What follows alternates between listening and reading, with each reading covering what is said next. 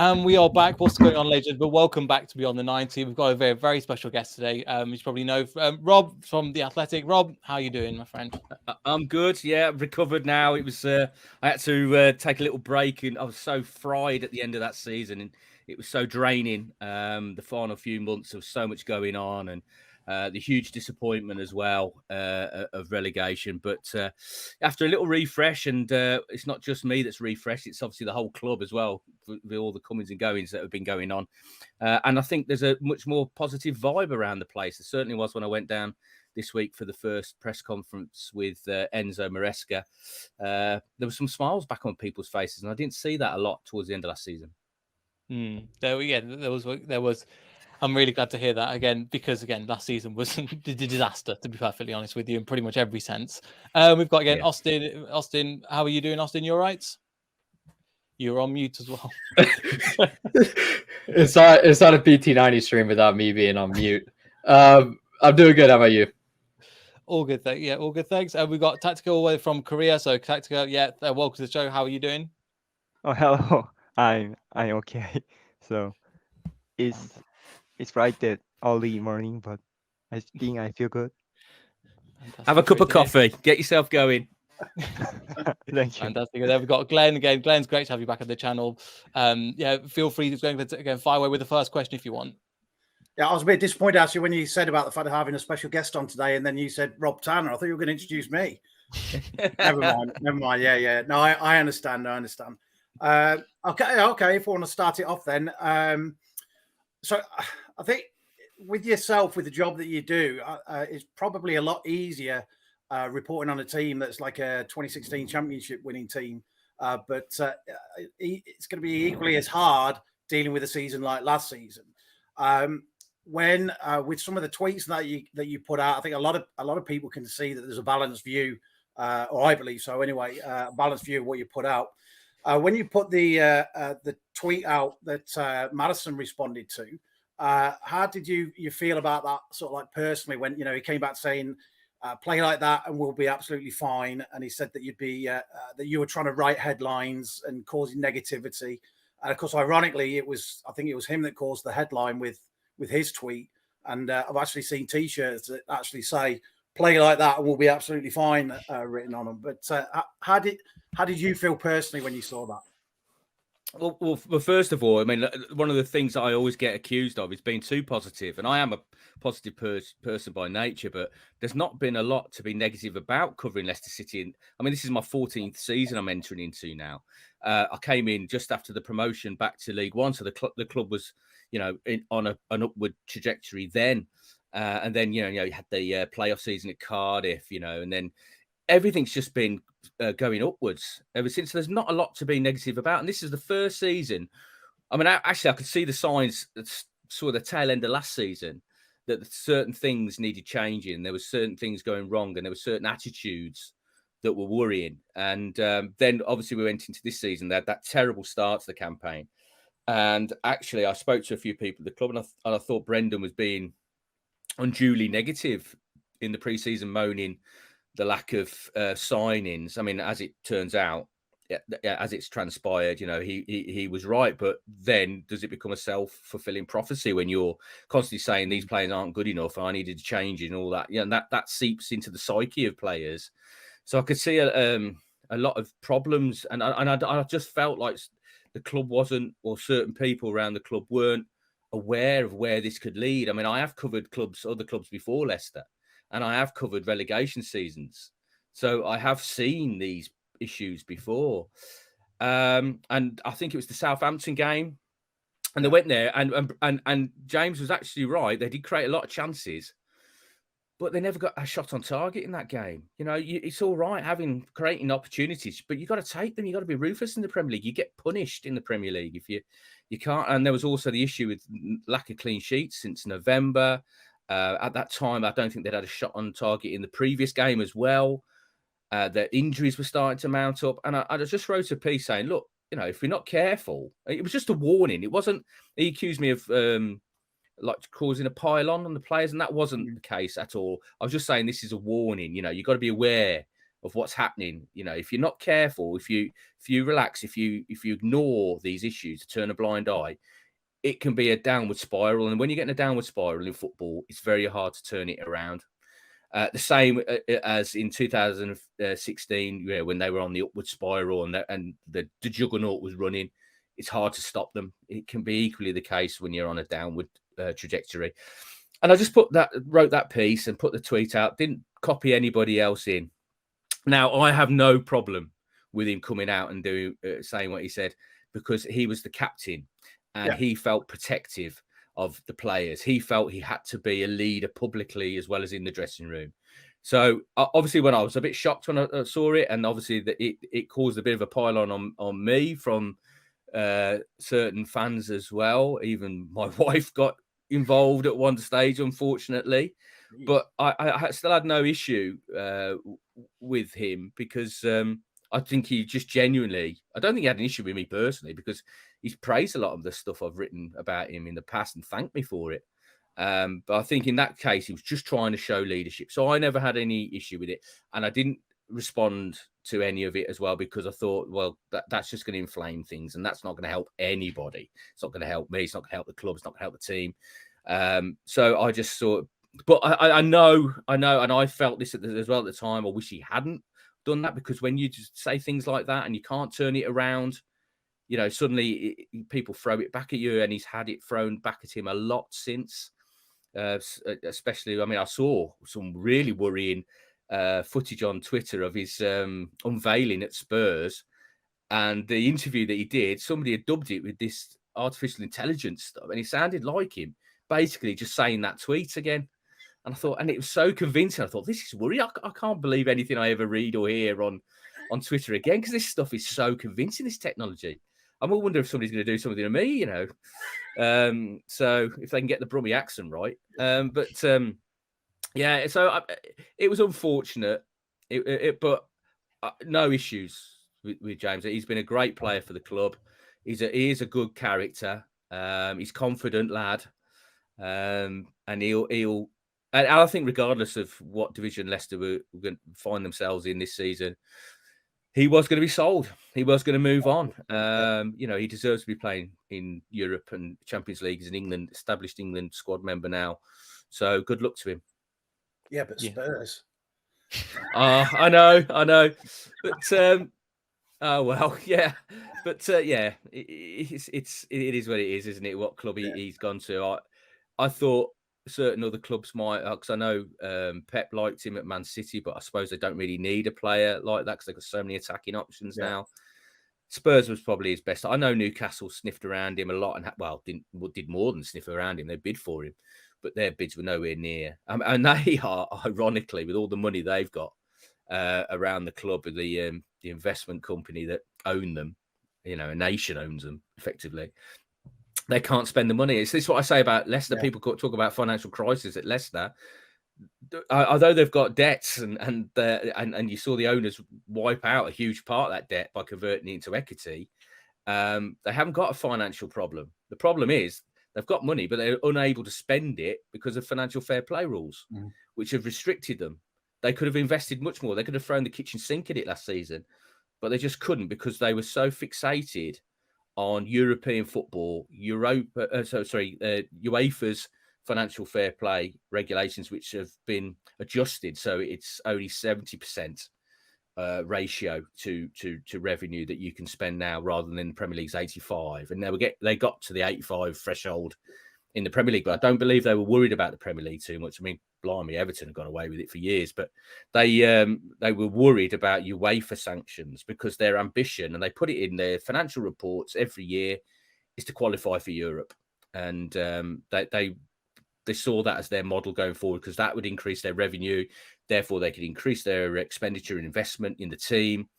But that financial fair play regulations that force them to put the brakes on their spending, and here we are. You know, they couldn't refresh that squad, and it needed refreshing, not just in personnel but mindset, unfortunately. But I think we're getting that now for what I've seen so far this summer. Yeah, and it beautifully ties me into again a question from Rich, literally on that, especially with again some of the backroom stuff leaving and Enzo coming in. Hi, thanks so much for coming on again, Rob. I just have one quick question this time. With the recent news that obviously Mike Stowell and Sadler are leaving, obviously with the other coach as well, set piece coach, I was just wondering whether you knew whether that was a club decision or a Enzo decision, and secondly, what effect do you think that's going to have on the players? Do you think that's going to be a positive effect if they just think, right, this is an absolute brand new start, fresh start, or do you think they're going to miss those characters around the training pitch? So, just wonder what your thoughts were on that. Cheers. Well, they will definitely miss Mike Stowell and Adam Sadler in particular because they've been there so long. And the first day of pre-season training, Mike was normally one of the first guys into the training ground. So he used to meet and greet the players as they returned. And, he's that sort of guy. He's very well liked by all the players. He's very popular. He's been such a loyal servant to the football club. And I believe it's just Enzo wanted to bring his own people in, and understandably so, because he had one crack at being a number one himself at Parma, and he only got 14 games. I think now this is his. Well, if he fails now, he might not get another opportunity. Mm-hmm. So he's going all out. He's doing it on his terms, and I saw that at the press conference this week. He is a focused individual, and he can be ruthless as well. And so I think he just wanted to bring in all his own staff that he trusted. He knows, because he knows he's got to hit the ground running. The goal is to get back in the Premier League at the first attempt, because then it starts having a financial impact on the football club. So I think he's just gone in and said, yeah, I'll come and do it. Happy to do it, but I want to bring my own people in. And unfortunately, that means that's the nature of football sometimes. I mean, Mike Stowell has been there since 2005, and not many individuals at any football club survive that long. It's such a harsh and brutal industry, but so many managers have turned to him, and the club's turned to him on 6 occasions to step in as a caretaker as well. So it's been a fantastic shift from him. But he will be missed at the football club, but it is a new broom sweeping through the corridors of Seagrave, and it's refreshing everything down there. Fantastic. Yeah, great. And I think one thing I noticed as well is because, again, obviously the new people and a lot of signings were going, a lot of these new players were like, okay, we're reading a little bit about them. There wasn't a lot about them. One thing I realized that they obviously got rid of Knudsen as well. There doesn't seem to be a set piece coach. And obviously that's something we complained about last year, the fact that there wasn't a set piece coach. Is that something that's going to be replaced as well? Or are we just going to continue with Enzo's backroom staff? I think a lot of the problems with the set pieces was the profile of the players, physical profiles of the players. And they're not a big team. I mean, even the centre halves until he brought Yannick Vestergaard in, and that was a disastrous signing. But Charla isn't a big centre half. You lose Wesley Fofana, and that's one of your biggest centre halves gone. Johnny Evans has been injured a lot. You've been playing all sorts of people in the back four for the last couple of years because of injuries. I mean, Hamza Chowdhury had a go. So your profile of player isn't really suited to defending set pieces, because you still fundamentally you can set up men on the post, man marking, zonal marking, mixture of both. It's about commitment to go and attack the ball, reading the situation, being there first, being determined, keeping your eye on what's going on around you. And sometimes, a set piece coach, most top clubs have them now, and I'm sure Leicester will be looking at in due course. But right now, it's about the profile of player. I mean, if you're looking at some of the Connor Cody and Harry Suter, and it feels like they've got a bit more physicality if they need it. And I've got a sneaky feeling Enzo's going to play with 3 centre backs anyway next season. So when you get that profile of player back, then it's but it's about heart, it's about desire, it's about commitment to go and win the ball, as much as anybody telling you where to go and stand. Fantastic. Yeah, no, I think it's a really good point. Tactical, I don't know if you got any other questions as well. Oh, I have some questions. So, as Maresca said at his conference, he emphasized try to have the ball as much as possible is his play style. So, I think the number 6 role midfielders, the defensive midfielder, is very important to creating the builder system from the back to the forward. So, in particular, the player in the charge of the role must have the ability to coordinate the game, like using the passing or long passes. So do you think the players like Soumare or Chudori would be take over the role, or the new profile of the player LCFC is looking for? Is there any player we like to bring to the position of number 6? Well, he's going to wear number 8, but he will be Harry Winks is going to be that quarterback style centre midfield player. As I said, I think Enzo is going to play with a back 5, well, back 3 with wing backs, and I feel he's going to have 2 sitting in front. He's going to have an enforcer alongside Harry Winks. So if Ndidi's still at the club, it's him. If he's gone, it's somebody else's responsibility then to, because Harry.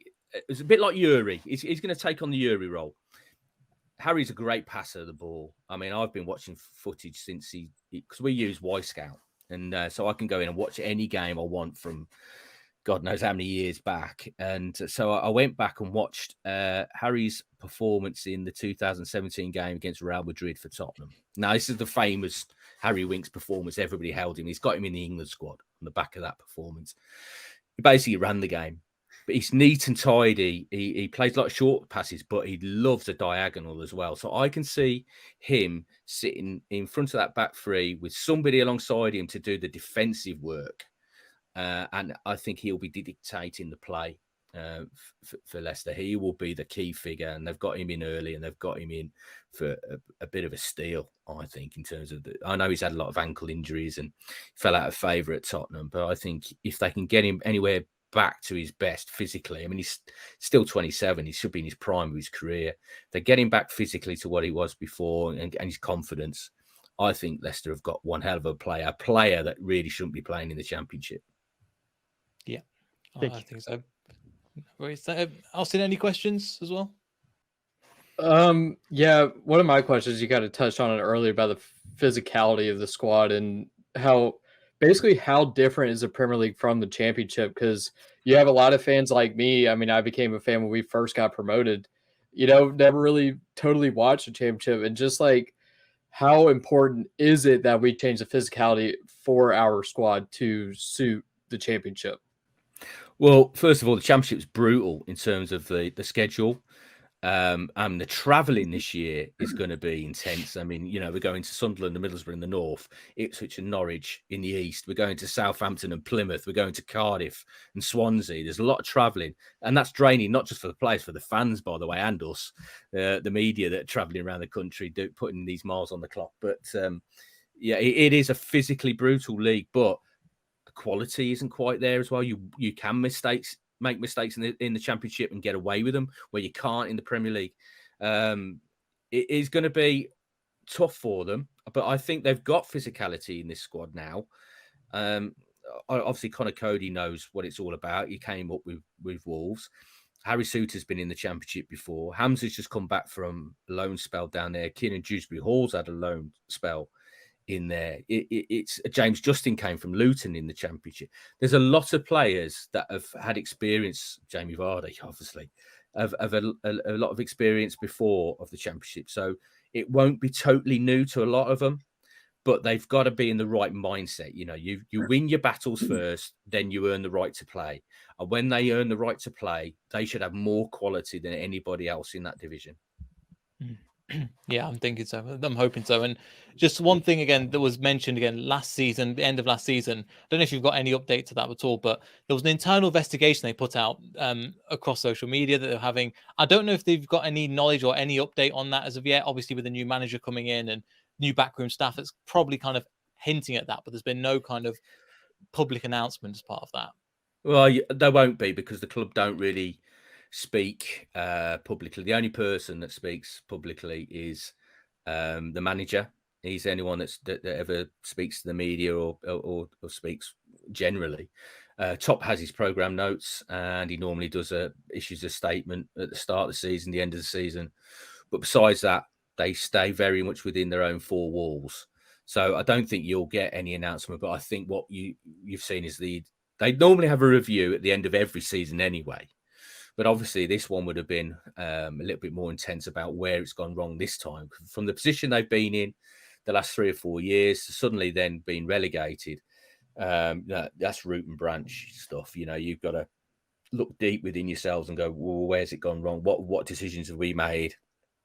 And I think they will look at the decision to keep spending more on wages, transfer fees under Brendan Rodgers. I know Brendan talked about the net spend, but he still invested a lot of money, and more importantly, a lot of those contracts were improved under him as well. He made a lot of those players a lot richer by fighting their corners when it came to contract negotiations.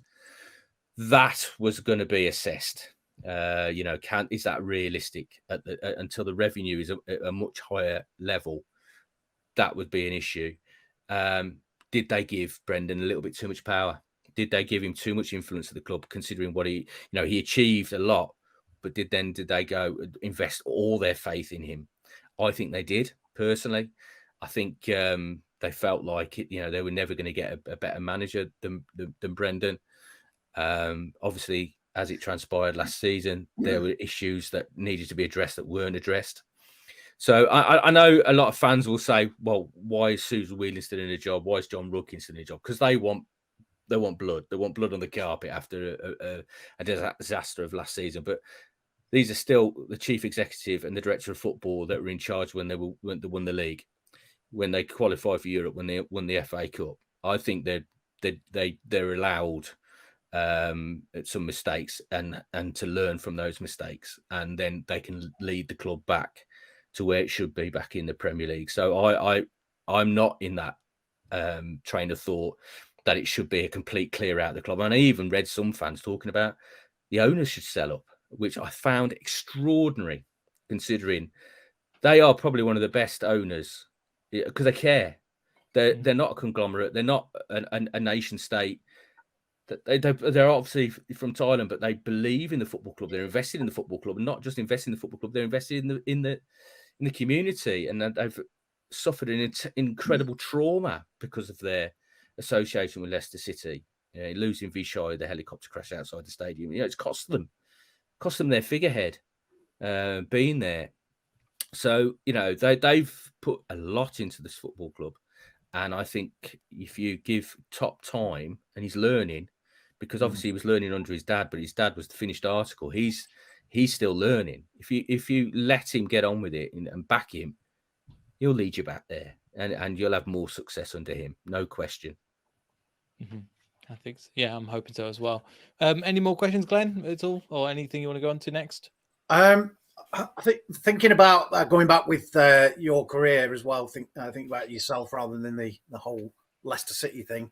I suppose it includes Leicester. I mean, you've been covering Leicester City since Big Nigel's first spell, was it around that time? Yeah, it was the first championship season back. Yeah. It's and ironically, it was my first game after I got appointed by the Leicester Mercury when Bill Anderson moved on. By some strange twist of fate, it was the first pre-season friendly away at Tamworth, which is about 3 miles from my front door. So I went down the Lamb where I started my career. I started my career as a football writer and sports editor, the local paper, the Tamworth Herald. I grew up in Tamworth. I moved around a lot as a kid. Born in Germany, lived in Germany for a few years because my dad was in the army, and but then we settled in Tamworth, and I, like a lot of people, had aspirations of being a professional footballer, then quickly realised I wasn't good enough. I thought, well, I want to work in the football industry. What can I do? And I thought, well, I don't mind getting paid to watch football and talk about football. And so I sort of went off and did my university degree, and then when I did a NCT training course and volunteered. A lot of kids come through and they want to get paid straight away, but just go and volunteer and do anything just to get your name out there and get some experience. And I did that on my local paper, the Tamworth Herald. So when I finished my qualification, they said, well, actually, we've got a vacancy for a junior reporter here if you want to come along. And I worked on the various different titles and then got the sports editor's job. And it was a guy called Matt Law, who one of the senior football writers at the Daily Telegraph now, who was the sports editor before. And he moved on to the Derby Telegraph. And as soon as I got wind of this in the newsroom and knocked on the editor's door and said, I want his job. And I think she was quite inspired by the fact that I was that brazen to go in and just say, I want his job. And so I had 8 years covering Tamworth. And I've been very lucky in my career because this was a period in Tamworth when Jerry Taggart was playing for Tamworth, and Steve Walsh was playing for Tamworth. Gary Mills was manager. Big Leicester connections, and it's really strange, the course of fate. And they got into the conference, and they got to the FA Trophy final, and so it was a great period of success. And then I went to the Birmingham Post and Mail and covered West Brom and Birmingham and Walsall, and cut my teeth there for a couple of years working with professional football clubs. And then I just got a phone call one day from the sports editor of the Leicester Mercury saying, "Why haven't you applied for this job?" And I went and had a chat, and I spent 2 hours talking to the editor just about football, not about the job, not about journalism, just talking about football in general. And they offered me the job, and it was straight in. And it was a baptism of fire with Nigel Pearson, because he was at that stage. He was in his I don't particularly like journalists phase. He could be very cantankerous, very difficult. But I think that's what I was going to sort of like say was from being with Big Nige at the beginning. What would have been the most difficult or the most interesting moment that you had with any of the managers that you'd sort of like dealt with over the years? Thinking that you actually started with probably one of the ones that was it. First season. In fact, I remember going to Preston. We went to Preston, and they had David Moyes as their manager, and at the time, because Leicester were in the Championship, not many other outlets were interested in Leicester, so it would only be me travelling away from home. So the press conferences, when the opposition manager would come in for away games, it would be just me and him talking. And if he didn't want to talk to me, he could be really difficult. And he was, particularly at Preston, this one game. He threw every question back at me and all this lot. So it lasted about a minute, and he got up and walked out. And all the Preston journalists said to me, said, "Is he always like that?" And I said, "Yeah, he can be." And they went, "Don't worry. Nobody can stop a press conference in one answer like David Moyes, so you're still okay." But he actually turned out to be all right. There was some issues going on behind the scenes, and he turned out to be a lot better as time wore on. Certainly the second time round, when he came back as well, he was a lot easier to. He had his moments though. I mean, Ostrich Gate and all those interesting ones in the Great Escape season. They were still interesting press conferences, but. Yeah, he's a good guy, really, Nigel. He's just very defensive with his players, and he's always looking for somebody trying to trip him up. And he doesn't suffer fools either. So, if you ask a silly question, he'll give you a brutal answer. Yeah.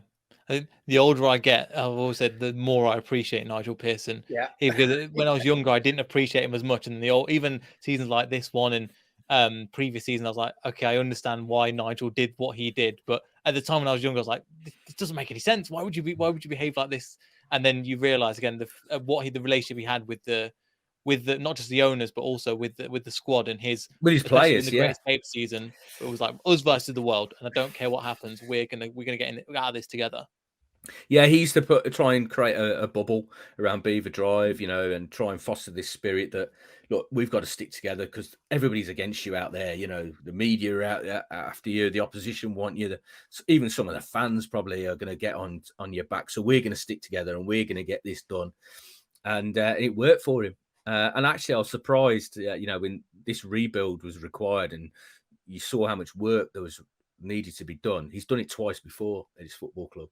He's come in and rebuilt squads after relegation to League One, after Sven-Göran Eriksson's overexpenditure. He came in and stripped it out and rebuilt it again with the players that eventually won the title. And I was surprised that he wasn't more prominently mentioned in the conversations about who would be the manager. I mean, they say never go back, but never go back twice. Perhaps, I don't know, but perhaps his time has gone. But he's doing a decent job at Bristol. So I was just surprised he wasn't even mentioned. He will get a warm welcome when he comes back I'm sure he will. for sure. When he comes back for Bristol. Fantastic. Tactica, any other questions as well? I remember the player in Queen's Park Rangers named Ilyas Shahir had a link before. So many fans wonder what happened for the new player. Is it the new player will coming for alternative for Maddison? So yeah, Yes, they'll be looking for to bring in somebody to replace James Maddison. But how do you replace a player of that quality? Certainly for the budget that Leicester have got, although they've got the best budget in the Championship. That finding a player to do that job is going to be difficult. And to be honest, there hasn't been too many links that I've seen to players of that sort of similar ilk at the moment. And I think that's one area of the squad that they must address, because they've done the defensive side of it now. I mean, if they can bring in Callum Doyle as well from Man City, they're sorted at centre back. They've got Ben Nelson, a much highly rated individual as well, a youngster that can play centre back well. So they'll be well stocked there. I mean, they'll get rid of Vestergaard, but there'll be plenty of defensive options. Full back, Ricardo Pereira is still there. James Justin's still there. Castagna will go. Timothy Castagna will go. Then at left back, you've got Luke Thomas and Victor Christiansen. So they're sorted there. If they keep Ndidi, they've got Chowdhury, Kieran Dewsbury Hall, Winks, perhaps another midfielder, and they're sorted there. It's in the attacking areas now, because Harvey Barnes is going. Tete's gone. They've got no wide players. Maddison played wide right. He's gone. They need to bring in some wide players, some attacking midfield players as well. I don't think they'll be too worried about at centre forward. They might bring in one. I mean, Jamie Vardy's going to stay, as far as I'm aware. All the noises I'm hearing from various people is that, he's going to stay. He's turned down a big money move to Saudi Arabia. He probably thinks to himself, got 1 year left on my contract. Wouldn't it be the end of my story to get Leicester back up? After everything he's done, he's been incredibly loyal to the football club, and he could have gone to Arsenal after the title for big money and earned a lot more than he's earned, although he's been the highest earning player at Leicester for a number of years. But he could have earned even more, twice as much at Arsenal. But he felt like it was Leicester that gave him his chance out of non-league, and he wanted to be loyal, and he loved the vibe at the place. So I think he's going to stay. Patson Daka, I think, might stay. Kelechi Iheanacho, I think, would be an interesting one. There's a lot of noise of Forest being interested in him. And then, they've got to get an attacking midfield player in. I know there's been a lot of chat. I mean, in fact, I spoke to a few people at Parma about Enzo when he first come in. And they were talking about Adrian Benabi. They were thinking that Leicester were going to come in for him because he's somebody that he signed from Man City. I know he's a decent midfield player, attacking midfield player. That could be an interesting one. We'll monitor that and see if anything it does come of that. But at the moment, I'm surprised that there hasn't been more links with attacking midfielders, wide players, because that is the area Leicester desperately need to improve in. Yeah, definitely agree. And again, that's one area that I think I'm surprised at as well. Obviously, we've got Marco Brighton there. Again, if looks like Harvey Barnes is moving on as well. There isn't really a lot. And the further it goes into the window, the more, as we found out when we saw Maguire, we realised, right, you've got the money now. We'll go. Other clubs will go, right, we'll up our wages. So, are we still looking in the markets before? So, like the German market, the French market, because obviously them two signings have come from the Premier League. Are we still looking in those different markets to recruit for all those attacking positions? Yes, they will still be looking abroad, but they'll obviously be shopping in a different window. They'll be shopping in, like a bit like Riyad Mahrez when they brought Riyad Mahrez in when they were in the Championship. They'll be looking in those areas. Now, obviously, they're not going to go out and spend £30 million on a Wesley Fofana. They're going to be looking in for much cheaper bargains, trying to find those little unearthed gems at the moment. And I mean, I think the business they've done so far to get Connor Cody and Winks for £17.5 million combined, 2 England internationals, still 30 and under is very impressive. So they'll be looking in a different market now. I don't expect them to be spending huge amounts of money, because they can't, because they've still got FFP worries in the Championship. Because if they don't get up, then they could get hammered if they overspend. And even though there's clauses in those contracts that reduces a lot of their wages, so they're not spending quite as much, they're still spending a lot compared to their. I mean, they're going to lose £100 million in TV revenue straight away. They get £40 million in the first, 44 million, I think it is, in the first year of their parachute payments, which decreases that blow, but it's still going to be a huge hit for them. So they've still got to be prudent. Yeah, one of the big areas I think though, either we have to look to internal or external as our goalkeeping situation. Obviously, Danny Ward did not work out. We had Daniel Iverson, who I think was serviceable. Still got Alex Smith. He still got Jakub Solarczyk. But, I mean, there was rumors of us getting James Trafford. There's still rumors of us getting Zach Steffen. So where's kind of the club looking at our goalkeeping situation? Well, I understand James Trafford probably be going to Burnley. So this is now the situation that that Leicester find themselves in. You know, that they're not at the top table. So their bargaining chip isn't as strong as it was before. You know, they can't offer the money that other clubs can. I mean, they're not going to pay £19 million for a goalkeeper. Personally, my opinion, Danny Iverson would do the job this season for him. He was player of the season at Preston in his last season in the Championship on loan there. I didn't think he did a lot wrong when he came in. I think he is actually a decent goalkeeper. There's areas of his game that obviously need improving. I think fundamentally it's with his work with his feet, with the ball at his feet. So if Enzo wants to play out from the back and have a sweeper keeper type, then, you know, he might need to look at alternatives. But as a shot stopper, he pulled off some wonderful saves in that spell at the end of the season. You know, he is a good goalkeeper, I think. But whether he can go to the top level, he's going to get in the Danish squad. He's learning next to Kasper Schmeichel at that level. So I personally think there's other areas of the team that they need to spend money on. I think if you went into the season with Danny Iverson as your number one,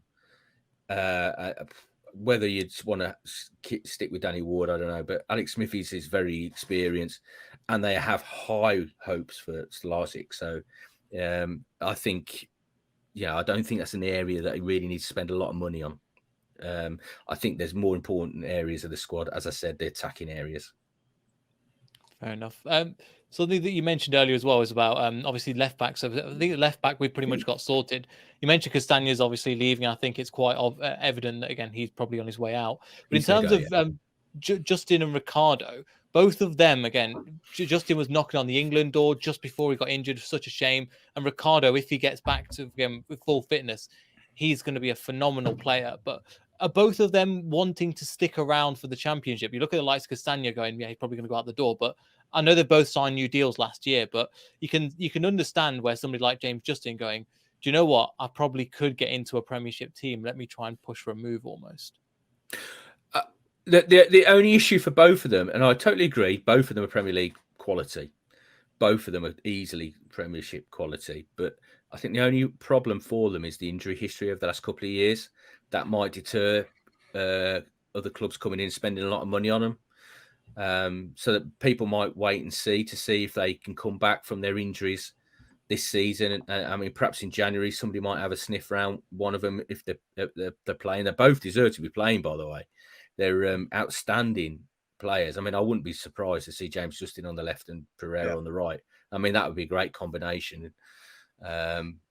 What an athlete James Justin is when he's fully fit. Honestly, I mean, everybody I've spoken to privately around the club, and Brendan off the record, I used to say this about he's the best defender at the football club. 1-on-1, he's the best defender at the football club. But he's just had so much bad luck. And Ricardo Pereira is a proper out-and-out attacking right back. You know, he scores goals, gets forward, there's an end product to him. But you just can't keep these guys fit at the moment. They've just had so many injuries. And they've been really bad injuries as well. They're not just been like, pulled hamstring out for 6 weeks. They've been, ACLs and ruptured Achilles. We're talking 9 months for both of those. So, it's been a really frustrating period. And that's been another factor in where Leicester are, because they've had top players that haven't been able to play. And but those two are fantastic footballers. But I think the fact that they've had so many injuries might deter some clubs that are thinking, do we take a risk on them? Do we spend 20 million on them to try and get them? I don't know. They'll see. They might have better options.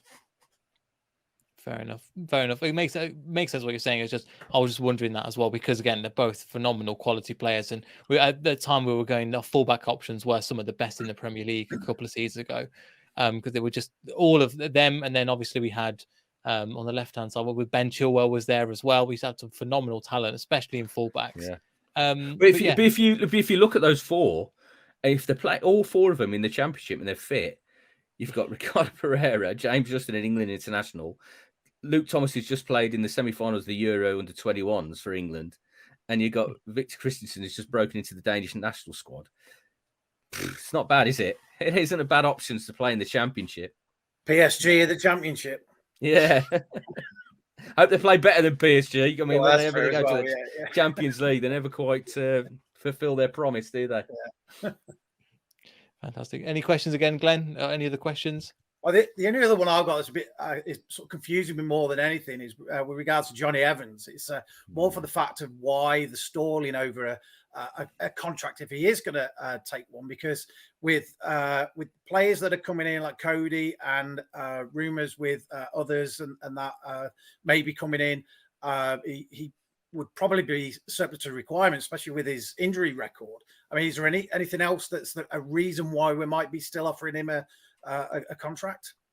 I think Johnny's such a lovely guy. He's he's the sort of character that if you just saw him behind the scenes, like if you were in a mix zone and he hadn't been playing, and he hasn't played a lot in the last year because of his injuries, he'd just walk over and have a casual conversation with you. Now, not many players will do that. Just talk to you on the same level. He's such a nice guy, and I wonder whether he's playing things through his mind now. He's started his coaching badges, whether he's thinking, I've had a lot of injuries lately, whether he wants to go through that again, or he might be thinking, well, he's probably going to get some offers from some of the clubs coming up into the Premier League, because they might look at him and say, we haven't got any Premier League experience in us, like Luton or somebody like that, and go, well, perhaps we should take a risk on Johnny. If we can keep him fit, he's going to be a massive influence, and even if he doesn't, he's going to be a huge influence around the dressing room. And I'm pretty much convinced as well there'll be other clubs thinking, how about offering him a player coaching role? He's going to be a coach. He's going to be coaching the manager. He's that sort of character. That was what I was wondering, if there was going to be hanging around because of that side. Because I know obviously they've already been talking about the fact of wanting more leaders, because that's certainly we lacked that last season as well. Oh yeah, absolutely. Like that is around the changing room even, then that could help, I suppose. Yeah, exactly. I mean, he would be a great leader. It's I don't know what package Leicester have offered him. Obviously, that'll be private between the club and his representatives. But he'd still want to be decently paid. But more important than that for him, I think, would be what is his career progression from here. Mm-hmm. And I know he's looking at getting into coaching and looking at opportunities. So he might be weighing up lots of options at the moment. That's why it's taken so long for him to make a decision. I know Enzo said at the press conference on his unveiling on Monday, he said, we'll know in a couple of weeks. Yeah. But I think the club are starting to, from what I can see, are starting to plan without him. Right. I think it'd be a great move for them to offer him a player coaching contract, where if Enzo could bring him in. And I actually asked Brendan that last season, because he wasn't playing us, and they'd lost Colature, who was the defensive coach, to all intents and purposes, although that wasn't his in written contract. And I said, well, why don't you get Johnny to do some coaching? He's not been able to play at the moment. He's in recovery. And he said, well, that might be something that Johnny wants to do long term, but right now, he needs to focus on getting fit. But I think it's a no-brainer. If you've got somebody like Johnny Evans at your football club, you get him involved. Mm. Yeah, and I think that was something that was discussed as well, that hopefully we'll see what happens in terms of that. But yeah, in that, again, Tactico, you got any other questions at all? The Korean fans wondered about the club's debt. It is true that club has damaged by the COVID-19, and it was the disasters. The COVID was a disaster for the several years to the club. So wonder about.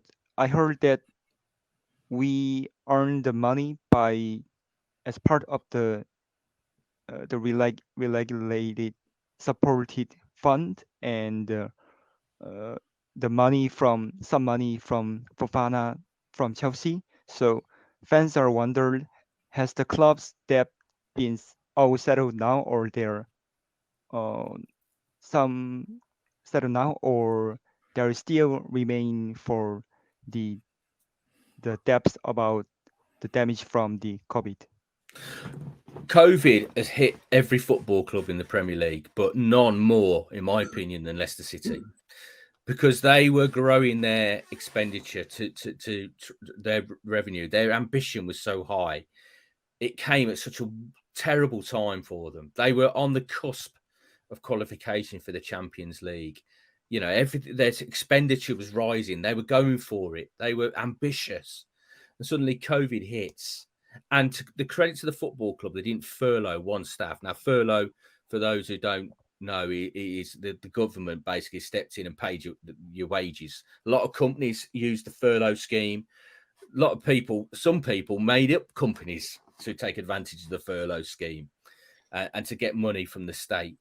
Leicester City never furloughed one person, not one employee, and their employee numbers had gone up from 120, 130 when they first went into the Premier League to over 400 people they employ at the football club. The club has grown enormously.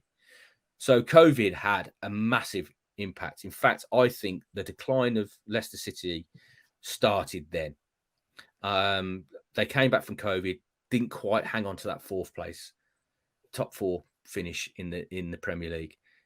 Gained, got into the net, got there again, didn't quite hang on to it. It was, if they'd got into a Champions League, it would have really made a massive difference financially to them in terms of their revenue, but they just missed out. But undoubtedly, COVID had a big impact. But Leicester were really honest, and there was a lot of integrity about how they went about that. There were some clubs that were talking about furloughing when there was absolutely no way they were going to ever be qualifying for a furlough. They should never have done that. Immoral, in my opinion. But Leicester never even discussed it. And even now they've been relegated. You'd think they're going to cut a load of staff. A lot of people are going to be worried about their jobs. They haven't made anybody redundant outside of the football. Part of the club. You know, everybody's still going about their business as if they were still in the Premier League. Because this is, I keep saying this, but it's a family club. You know, if you're in it, you're part of it. And I don't think they want to make people redundant because they've gone down. They just want to go for it to get back up, and everybody's in it. Everybody's got a role to play. Whether you're on the ticket office selling programs outside the stadium, everybody. I mean, I think the only ones I think might lose a bit of work will be the casual match day, some of the casual match day staff. But even then, there won't be many because they still need those staff for those games, and there's more games. So, yeah, COVID was a massive, massive hindrance to Leicester, and it's the start. I think that was the seed that was sown at the start of the decline a little bit, and they never really recovered from that. Yeah, and again, it's really good to hear that even after that, again, they're still trying, because I was worried about the end of it, obviously caring about a lot of the community around Leicester City, thinking about, we can complain all we want as football fans, there's people's jobs that are going to be on the line, and that are part of this community that are going to be affected. The fact they kept their jobs it's almost, again, that's unheard of, because I was expecting at least 200 people to be literally unemployed because of the amount of money that's being lost, especially after they wrote off 90 million worth of debt as well last year. No, they're fully committed to getting back up with the same, because their idea, their philosophy is they don't want to get back up and then have to completely rebuild again. So what they're trying to do is hopefully they get up this season and they're ready to go again in the Premier League and make an impact. Same with the players; they don't want to sell all their best players, because if you get up, you got to buy them all again. And that's even more expenditure, you know, and they cost a lot more when you're in the Premier League, because people expect that you've got a lot more money than you've got in the Championship. So they don't want to sell all their assets off. I mean, Harvey will probably go, Castagna will probably go, There might be Kelechi. There might be a few more, but and Enzo said that on Monday as well. He said, the market's open. There could be a lot of players going up, but that would help us bring players in. But when they get up, they don't want to be in the position of Forest, who admittedly stayed up, but then have to, go and buy 19, 20 players and try and integrate them into a team. They would like to go up and make an impact. So I think that's the philosophy they've got at the moment. Yeah, and it's a really good philosophy to have as well. And hopefully, again, we'll come up this year. But again, it's going to be a tough old season, I think, as well. And with the way that we're playing, looking at the likes of Arteta, looking at Ten Hag, for example, the rebuild that goes on there, it's going to take months, in my opinion, for us to get the style that Enzo really wants, because there's a whole change that is needed. And I think we'll get the backing from the owners, we'll get the backing from myself, but I think some of the fans might be slightly agitated. But considering the year we've had, we just need to get behind him and just give him more support. I've got a feeling, Neil, that I think the fans will back Enzo. I think even if they have a slow start to the Championship, I think they're going to give him time. I think they will buy into this guy. He only got 14 games at Parma, and again, I've sad as I have. I spent hours on Y Scout looking at footage of his Parma side from the moment he went in. He was playing 4-3-3, and it was a bit bitty. There weren't, he was playing people out of his position. He was finding out about them. Towards the end, he went 3 at the back, and there was sort of a fluidity about them, and the results were starting to come. And then somebody pulled the plug upstairs for whatever reason. They just ran out of patience, as they tend to do in Italy.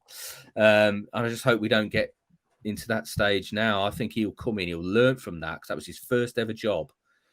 I think he'll come into this, and I think you'll see. That's why I noticed on Monday a real intensity about him. This guy is not hanging around. He's not waiting to see the mood at the club. He's not, you've got to follow him. He's leading the way. It's not like he's sitting back and assessing people. No, if you want to play for me, you follow me, and you do what I'm asking you to do. Otherwise, you'll be at the wayside. You'll be hanging behind. I was quietly impressed on Monday from what I heard and from other people, what I saw in the press conference. We've since seen a lot of footage from their training sessions, their initial training sessions, and these are the first early training sessions of pre-season when you're just getting back into the rhythm and the feel of touching the ball. He's got them tactically. He's working with them tactically in the first training session. So he's in a hurry. He's in a rush. He knows this is his big opportunity. He's determined to take it. And that's why he's made the changes in the backroom team. And if any of those players think they can pull be on a bit of a mood or, be still negative from last season, they'll be gone. He's going to be ruthless. Which is good. It's exactly what we need as well. And so that's probably why they waited for him for the opportunity, because it was, again, the announcement made after the Man City won the treble in the Champions League as well. So I'm really glad they waited for him. Just speaking of, again, players and the opportunity, I've got a question from our Turkish fan over in Turkey. Just a quick question about some of the academy players. Hello, Rob. Hi, Neil. Which players from the academy or youth team have potential to contribute or squad rotation in the Championship when we consider the high number of games? Well, yeah. I mean, Enzo was asked this very question on Monday as well about will there be opportunities for the youngsters? Absolutely, he said. He's heard a lot of people are telling him they've got some real talent down there, so he's going to have a look at them. It's really unfortunate that Sammy Braybrook and Will Alves are still recovering from those ACLs. I mean, they were both on the cusp of the squad. I know there's a lot of excitement about Will Alves. If they can harness his talent, it all depends, how he recovers from that, because that wasn't so much an ACL injury. That was a kneecapping against Wolves, wasn't it? That was a horrendous challenge. They're both on track to be back around October. I think Alves will be, because of the severity of his, will be back after Sammy Braybrook. But I think Sammy Braybrook is somebody that I think Enzo will like. Ben Nelson, he will like a ball-playing centre-back, so he likes to play out from the back. I know the Championship is all about play. A lot of teams play long, play percentage football. I don't think Leicester will. I think Leicester will try and play. They'll try and open up teams and create space, and a lot of that comes from centre backs coming out with the ball, committing people, and that creates space in midfield. And then you start playing through the lines. So I think he wants players like Connor Cody. That's why he's come in. I think Connor Cody will play in the middle of a back three because he was a defensive midfield player. That's where he played for Wolves. He was the ball player. He started a lot of the moves from the back. He will start as like effectively a sweeper.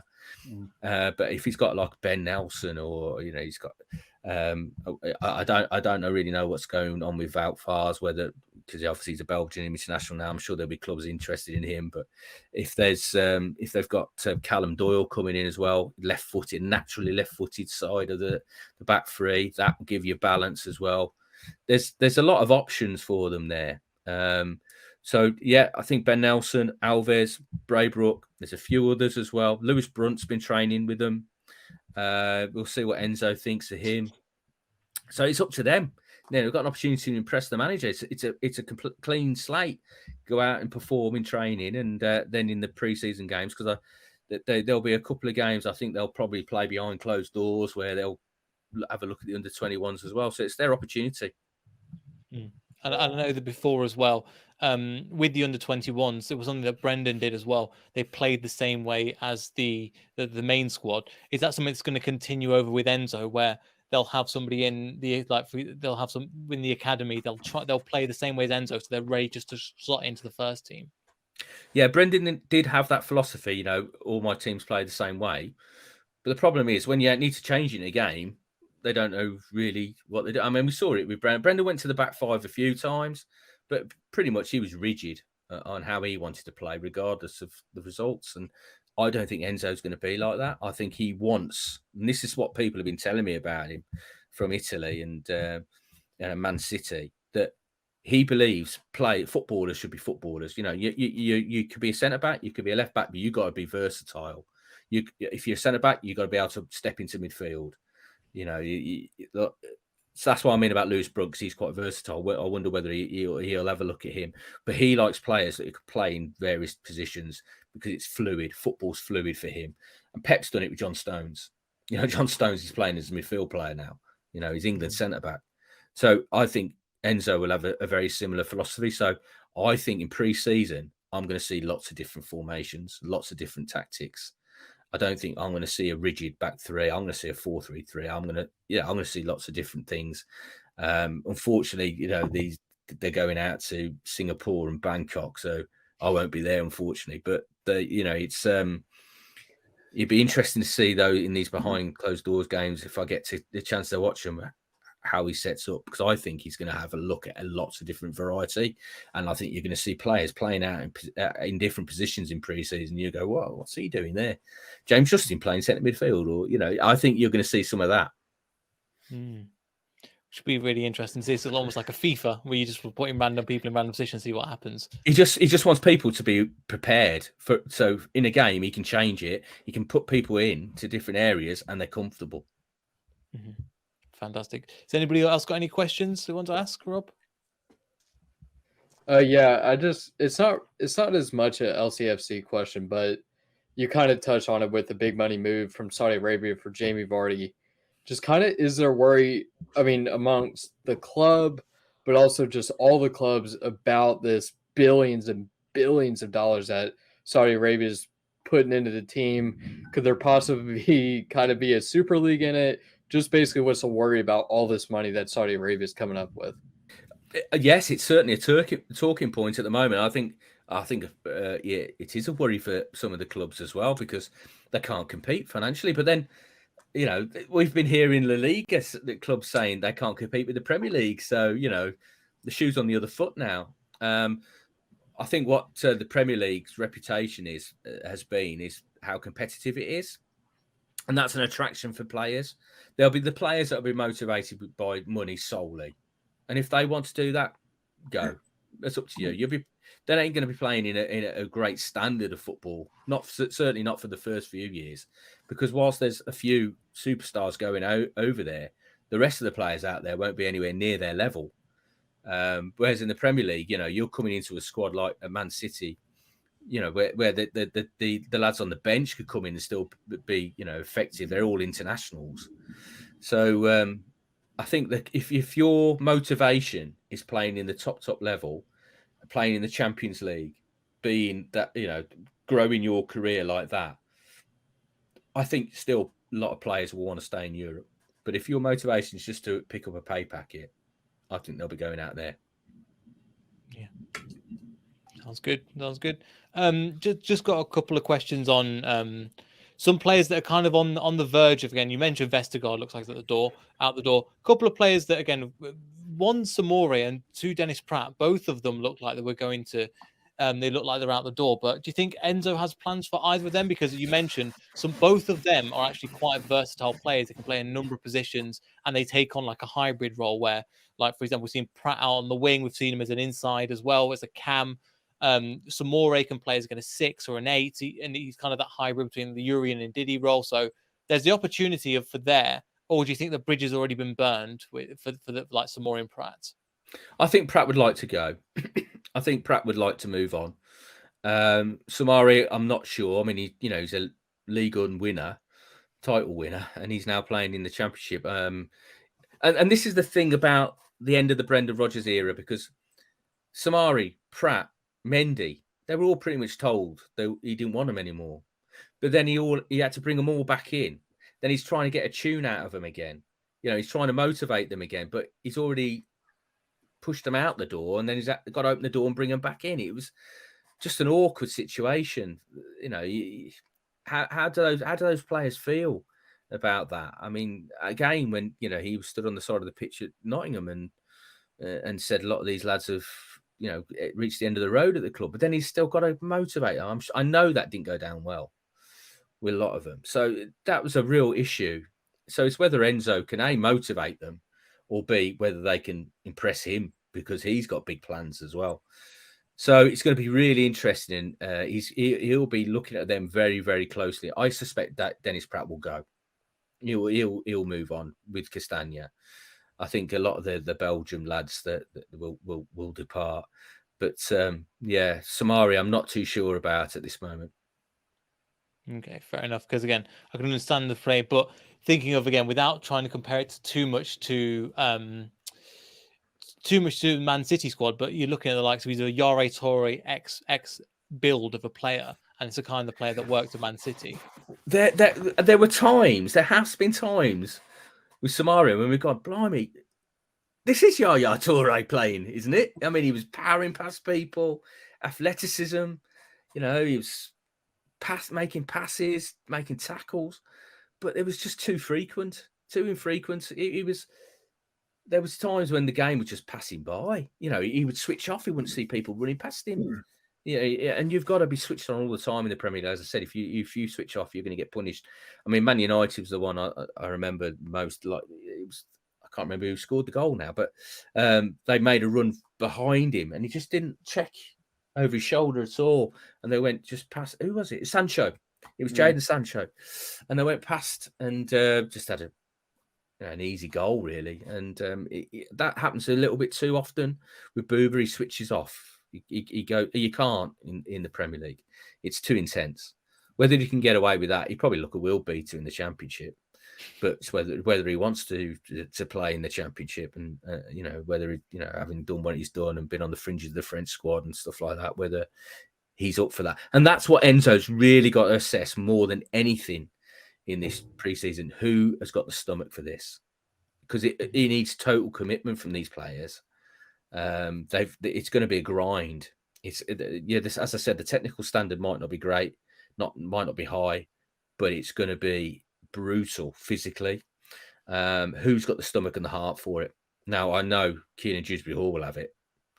He might not have the technical ability right now that we would have hoped. I mean, there was times last season when he gave the ball away a lot in silly areas, but you could never ever doubt his commitment or his heart. So he will be a player I think Enzo will like, but he'll work on him. He'll have to work on him. Fair enough. Sounds good. Tatsika, any questions at all? Oh, any more questions? Oh, no more questions. Yeah. Okay, no done. problem. Yeah. Any more questions from? Okay, I've got a couple just small ones as well. So, in terms of the profile of players that you've got that are coming in, so obviously we've got the kind of the senior leadership team as they were before. Obviously with Evans, Schmeichel, Tielemans, Maddison, all within the last year have kind of moved on. Jamie Vardy being the only one. Looks like, and Winks will step up in that position. Cody will step up. Do you think that'll be the end of kind of the leadership-esque players, and now we're going to bring in some more youth as part of that, or do you think there will be other players that will step up in terms of, like, for example, Ricardo stepping up into that senior leadership position as well? Yeah, I think there's a lot of experience at the back. I mean, if you look at Wout, you know, he's Belgium international, Suter Australian international. You know, there's a lot of quality and experience at the back. The leadership group's a really interesting one, because I remember when I sat down with Wes Morgan after his retirement, I did an interview with him, and I was talking about that leadership group.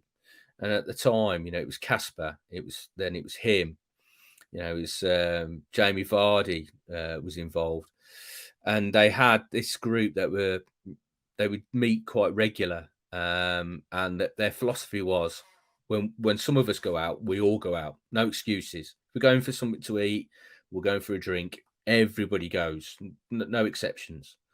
So that fostered a real camaraderie about them. You know, and then they had on the fringes, they had the enforcers like Marcin Vasilevsky and, you know, Christian Fuchs, and, you know, who would go along with this. You know, you're not ducking this, we're all going out. And I think they've just, although they had the leadership group, again, it was Maddison and Tielemans, Albrighton, Johnny Evans.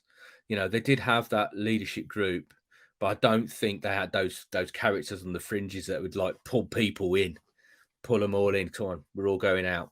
Nonsense. Marcin Vasilevsky, I'm going to eat a glass. You know, a champagne flute. You know, he's just, they were just like characters. They need to get some of those characters back. And I do think there are still some characters in the club, but they probably might need. Connor Cody's definitely a character. He is a real character.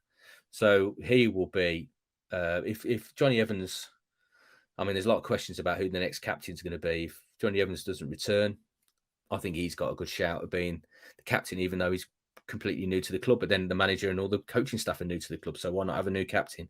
So I think he'll be. I think he's a potential to wear the armband. Fair enough. And just because I think so as well, just from his first interview and how his charisma and how charismatic he was, I think he'll become a fan favorite. And I've interviewed a Wolves fan recently, and he goes, they were so excited but so they understand why he was being let go, but it was regrettably because of, again, the character he was as well. That was really they just played a different style that didn't really suit him. I mean, he's not a defender that he needs a little bit of cover next to him, he needs a bit of pace next to him. So, you know, some youngsters either side of him will certainly be fantastic for him. But, you know, he's somebody that can marshal and talk and organise people around and encourage them. But also he can play. He's good on the ball and he can step forward. So that's the type of player. But I just think he needs a little bit of cover. Yeah. And that's something to potentially work on. And speaking of that, again, not quite covering that same position, but you wrote a story recently about Doyle from the Man City Academy. Has there been any update to that? Do you think there's any? Do you see the profile of player that Leicester are looking for? And also, I think for 7 to 10 million, that it looks like, and it's an absolute steal for what kind of player that won again Coventry's Player of the Year. Yeah, I mean, it's talks are ongoing. They're trying to do something. It was inevitable that Enzo would go back. I know he's somebody that he really admires. So it's watch this space. I think, you know, it's just, can they do something with Man City? Can they convince them to let him go? Do Man City think, well, he's one that we might want to keep ultimately? But as we've seen, you know, Man City have got so many promising young players. They can't keep them all. They've got to let them go. They've had a great education there under Pep and Enzo.